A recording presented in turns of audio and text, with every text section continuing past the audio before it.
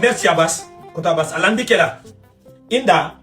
wo sabu video ko modani fatu ko cela veut dire mi ari mi apprécie fatu wo ko fate wonnuno fewndo tangal fakonde ko wona no warede ko wo men jokkiri Mamadi Doumbouya sabu indu ko la fakonde mo jam bien sûr don la tawtuma mais mi fala malanda de ndo wotere ayiru no fatu ko inete finkari ou bien ayiri fatu duma on no teli mais mi fala matu yewdo ndo wotere onon fo fewndo do yo fatu arde kazemde bado wondi ka opposition haro apprécie mo atakata hande atakata damaru hande atakata Benito écoutez atakata damaru atakata Benito hande parce que hande faut ko côté goto do mais hande bay Allah wadi da way atakude selu dale mo wonda defendu de présidentiel et Alpha Condé hande na kambadi ni yom na selu dale wonno opposant na Alpha Condé wonno président na ya organiser no manifestation na ya autoriser no l'arme ya yatu koy pay koy wara koy do fo ko on di responsable mak parce que fait wada no communication ko lando jokki on tando minka la jokki la et opposant mo piano no wadde communication ko guerre de communication mais il nous goddo no wawi ko duna problème non hande ko wona no mone fatu ko tawde fatu wi ka opposition antika mouvance bien sûr mais ala mi fala malanda de ko to Abbas ko fiyo no arta o la fise ludale nandi le seludale et Alpha Condé no jogondi il y a combien de jeunes maïde autant d'Alpha Condé Alpha anyana li seludale lamu combien de fois jatta malam wara faybema rado what the exit politique wala mi ngongor sokala pia la rado la ande seludale onda ande ala wada ande seludale communication FNDC wono be do wadde contre troisième mandat ande na kambel PG wadi alliance IFDG arrêtez grand sila way ko ngata wolu gonga kambao ma est-ce que da famude Fatou ko 2018 ane ka Alpha Condé mais ta yeki ko IFDG tawbe woni ka ko 2018 il faut arrêtez mi fala ya famu ko mi fami ko acca o communication di mado di nafata grand mona ka ore golitira hakkil maki iudi ko awdi hande kadi on politique do jouer take do pam fiyo pay ko yaltu do dulla ni remarque yewte la mini l'école goto mo politicien jo wala ni fat en ko axe fiyo be jang yewte la sud woto du politicien jo ko axe do yewte la magasin goto politicien jo ko axe do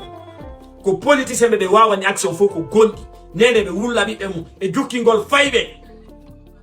dogina otoji combien de personnes depuis combien de députés ni hande hay angra do aka dullande général Mamadi Doumbouya hay lundi mardi hay ko lundi mardi jangete mercredi jeudi vendredi jangetaki ko grève mercredi jeudi ko grève vendredi ko surugol faybe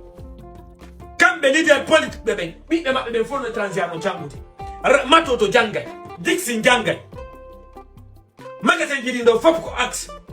ko lundi mardi di golata mercredi jeudi vendredi samedi di golata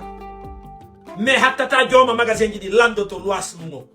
ali appartement ko axe do ayoba ta appartement do 500,000 ayaba de to mais ya lambanji be reta ton 3 millions appartement autour 3 millions 4 millions leader politique be fono na be ngure munde mari di ton si grève wadi be ya be jodo e restaurant ji ara mene be de ruka de ga mawbe ameno felle de gaz be de rande douver la town parce que on a influenceur be ko douver la town aro ngi ndo mari nouveau dossier combat continue nous landido himbe be mawni ka ore be gollitir de hakkil mabbe kin hande o mo nda yude do o taw jama no bundi di ka gite ka hakkil ka ani mo bundi di gite ye mais sa bundi di ka hakkil karam famu dirte da grande ka hakkil humuda alla yo huntine ko réveil kanko Ousmane Gawa réveil hakkili bebe rema ko ande ko ndado ko be biyata dambe afisa foda da attaque ko himbe wimi we himbe wolo be pula attaque ta ko Thomas ko ben tun attaque ta damaro ardo nyondo dammi wolo ala jidi fop hande do wondi makko selu dale Alpha Condé salani do mo lamu wari pay ko jukkini wobbe hande selu dale Alpha Condé no wondi oui ande ko fatu tu wonno asarnade contre mo fi mo tawti général Mamadi Doumbouya problème no dum mi yatada wada video attaque Damaro mi yatada wada video attaque Benito ala le wonno malhonnête yo buri den oui remarque min ko dum yaltani général Mamadi Doumbouya do politicien be nandi ko pay ko wona rewede ko ba rekile taki c'est cela gila tawi ko kambe wona rewede mu de ino rema ko politicien fo mo bi be ngure mu yalti hande on to fode uso hande on to fode uso on to ani konde on to fode on kale mo duyan sande duubi jelu pay ko no mayde do wonon be wona député ena ma bi be mabbe be janna dul lanni ande sira Mamadi Doumbouya ay beden kadi bi men jangay lendi ha vendredi be jangay no bi be yabe won jangide non si goddo jangali haray gali ari ka makko arrête grand iwdi ko awdi golli tirki hakkilma parce que goddo ko gurnam ma dan landi terteda fimu na ko mayda ko ndu wadda ka gurnam ma goddo non ngam gollay fewdo wonda tagado fi sa woni tagado wota ni su gram hande joni ko ndu ni sata ko yiwgol be dido not dobe CDI not dinobe faybe FNDC no yitidi wat autorisé no do be dem pinka fella be yewtela ande suudu politicien jo banduda do gram yewta ko suudu politicien jo banduda ko problème ko ti fatu ko habi dinne fatu ko be ko problème abi dinlay mabbe ni kati parce que ala iwdi ko awdi ala ko burani goddo baba makko e nene makko bora iwdi ko awdi gram dabbe communication di mo i jodo do ngemu to wolu fi wolu gontu hay mene si menate ko la me tangal fa me sanza yetto jamende ne me sanza yetto jamende itisi ke natu gol ka fonction publique hande no voy tanama me on kalu no me no fo e on mo me wonno ba mo hande be no yiti be fidire be jala be fewdo dude hande si bindi fatu ko capable ko gonga ko hande andu do fatu na capable ko gila o tawti général Mamadi Doumbouya wonno contre ma mais mi ajaka eruwe min kala tawti do général Mamadi Doumbouya communicant mi weltanto ma minna ma bienvenue parce que on a joda go tontu yenna ko nene be jelo wuldi do yewta biddo politicien jo goto maydo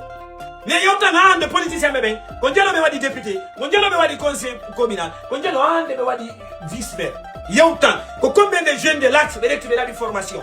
fi yo formo comme un politicien be ben Sénégal yewta mais be fop do beru fus dala